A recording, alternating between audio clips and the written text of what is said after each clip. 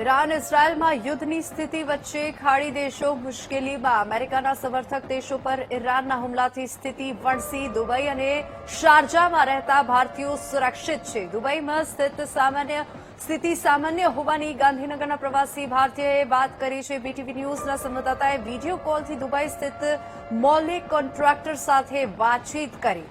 દુબઈમાં સ્થિતિ સામાન્ય હોવાની ગાંધીનગરના પ્રવાસીએ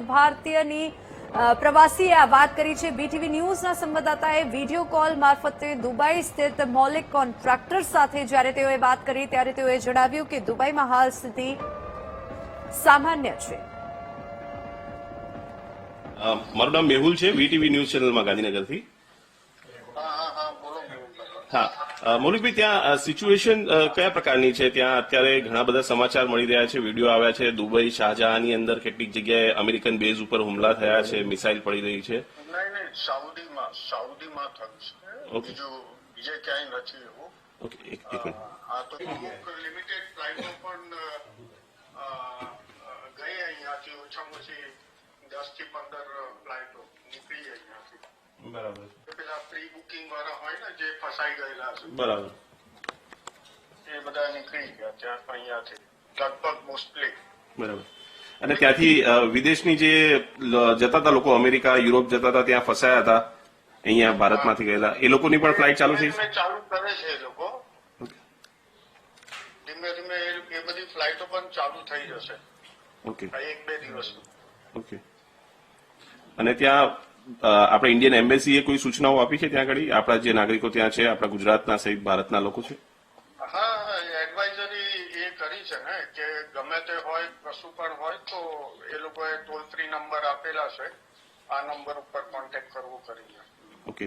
અહીંયા 60% ઇન્ડિયન્સ છે, મોર દેન 60%. તો અહીંયા તો એડવાઇઝરી આ લોકો સૌથી પહેલા શનિવારે જ કે રવિવારે જ આપી દીધી કે કંઈ પણ જરૂર પડે તો ઇન્ડિયન એમ્બેસીમાં આટલા નંબરો પર કોન્ટેક્ટ કરો. બરાબર છે. હવે પછી કોઈ સૂચના નવી કોઈ આપી છે એ શનિવાર પછી કોઈ?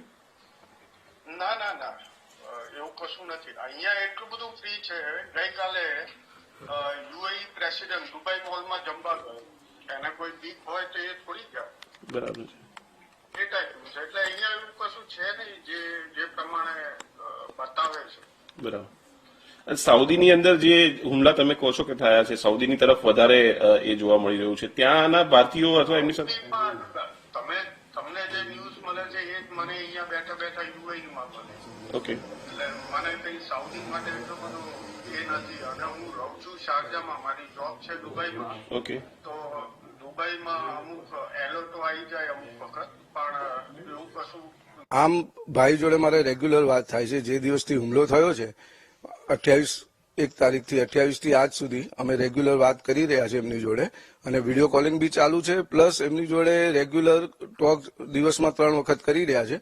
એ લોકોને જનરલી અત્યારે ઓફિસ ને વગેરે બધું ચાલુ જ છે, શોપિંગ એમનું ચાલુ છે, ઓફિસ વગેરે બધું ચાલુ જ છે ત્યાં, એટલે વાંધો આવતો નથી. એ લોકો રૂટિનમાં બી અવર જવર કરી શકે છે, એટલું કઈ તકલીફ જેવું લાગતું નથી. ભાઈ જોડે નિયમિત વાત થાય છે તો એમણે એ વાત કરી છે કે કુંજર, અહીંયા લગભગ અમારા કોઈને બી કોઈ તકલીફ નથી, બધા ફેમિલી મેમ્બર એકદમ સુરક્ષિત છે. મધ્યપૂર્વમાં યુદ્ધ